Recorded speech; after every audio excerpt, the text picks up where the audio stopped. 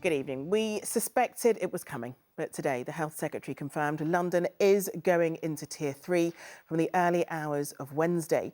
We thought it could happen this weekend, but Matt Hancock says the government decided to act now because of what he called the very sharp and exponential rise in coronavirus cases in the southeast, including most of Essex and parts of Hertfordshire. This means pubs, restaurants and theatres will close. But the possible reason behind the rise in cases was perhaps one of the most interesting parts of Mr Hancock's statement. He told the Commons that a new variant of COVID-19 had been identified in the southeast, which could be linked to the rapid spread of the virus just before Christmas.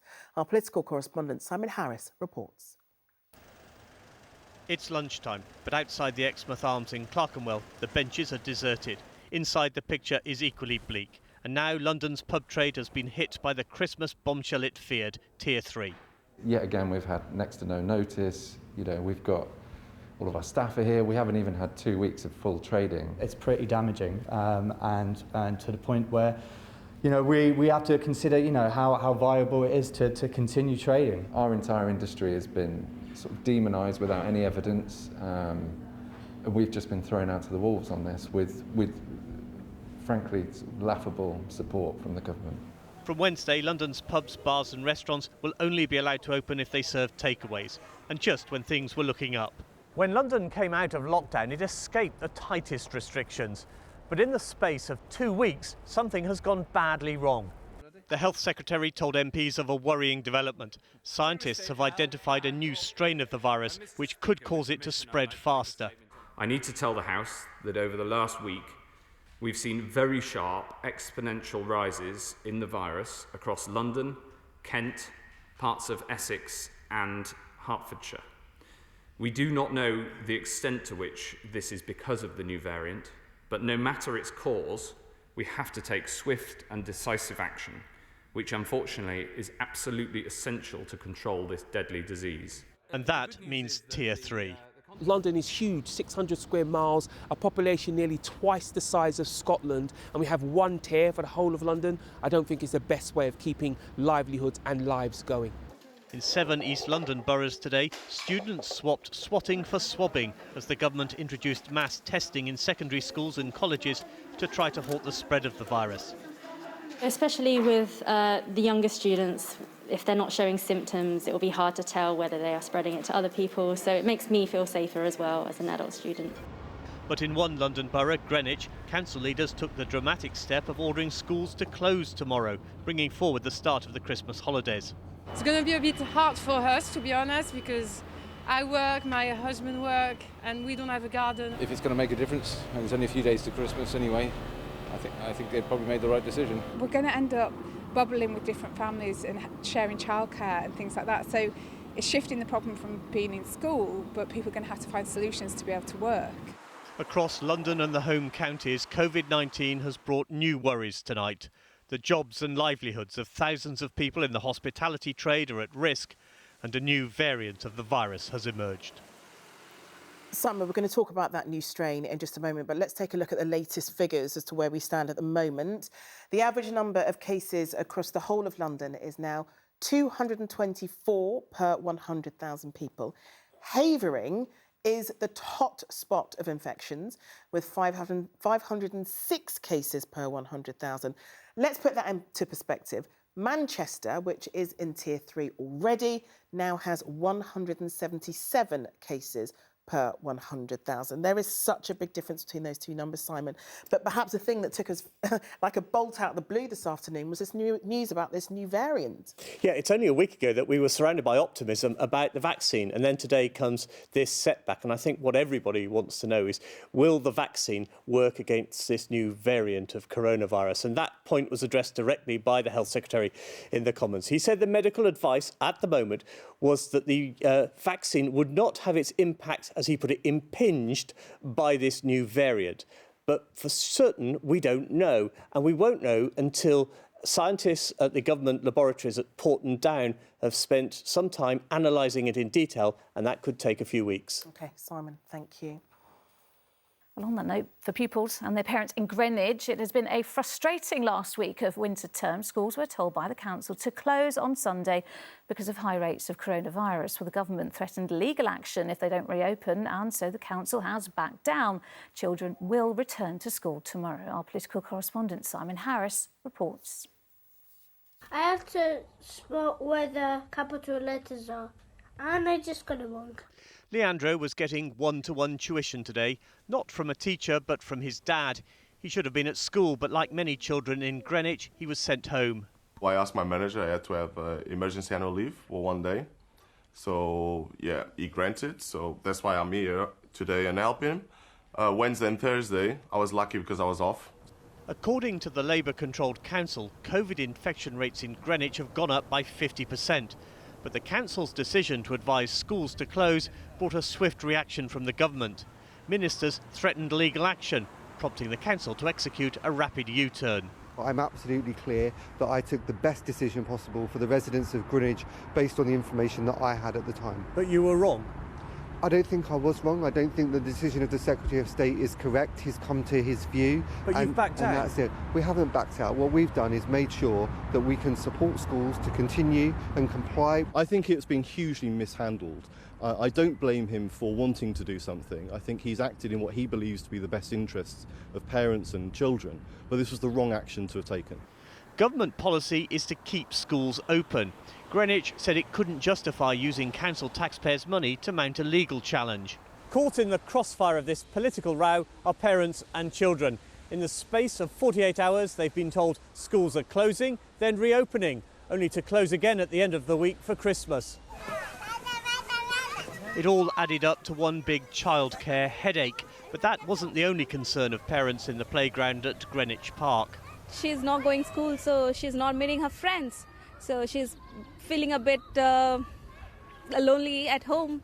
But it's a good news that school is opening tomorrow. I've spoken with some of mums from Dylan's class, and we're all saying even if they do, we're probably not sending kids back because it's messing up with their mental health. It's a shambles. It's so contradictory. It's just, I think for us it was kind of, schools were always going to be that thing that we're going to close last. But nothing else is closed in Greenwich apart from schools. Greenwich schools will reopen tomorrow. Ministers might be hoping the stern telling off for one local authority will be a lesson for others thinking of doing a Greenwich. Simon Harris, ITV News. Well, plans for a third runway at Heathrow have been given a major boost after the airport's owner won a Supreme Court challenge. The airport successfully overturned an earlier ruling that the government didn't consider its own climate commitments when it approved the scheme. It is an unexpected setback for those campaigning against expansion. They are still adamant, though, that it will never be built. Our political correspondent Simon Harris reports. Roy is used to living in limbo. His home of 50 years in the village of Harmondsworth is blighted by the proposed new runway. After today's court ruling, the agony continues. To be threatened with eviction from your home is a trauma that is second only to bereavement. And we have suffered 20 years of this. Heathrow's expansion plans were dealt a blow earlier this year when the Court of Appeal said the Transport Secretary failed to take into account the Paris Climate Agreement on greenhouse gas emissions. But airport bosses took the case to the Supreme Court and won. The Secretary of State did take the Paris Agreement into account. He was not legally required to give it more weight than he decided was appropriate. Harmondsworth is one of 3 villages threatened by a third runway. Hundreds of homes will be knocked down. Harmondsworth is so close to the airport you can smell the jet fuel in the air. If the third runway is built, the new perimeter fence will be just here and every house in that direction will be flattened. So people here could be forgiven for thinking the fight has finally been lost. But Justine Bailey, whose house will be yards from the runway, says that's not the case. We're one step back again, but we're not at the end of the road yet.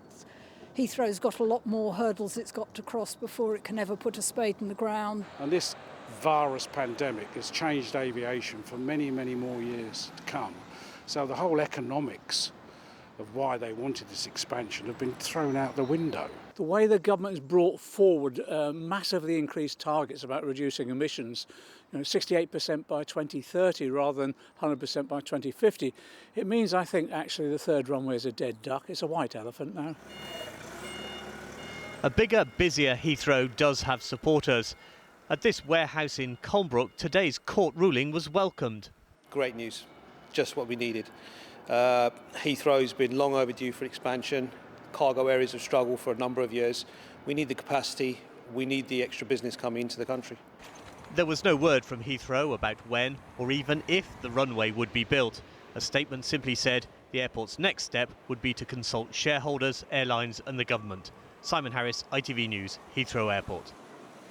Now, even for a city used to trains running late, Crossrail will take some beating. The project was originally due to be completed 2 years ago, and its budget is now almost £4 billion more than first predicted. But TfL Commissioner Andy Byford has said he can guarantee it will finally open by June 2022 or even sooner, as our political correspondent Simon Harris reports.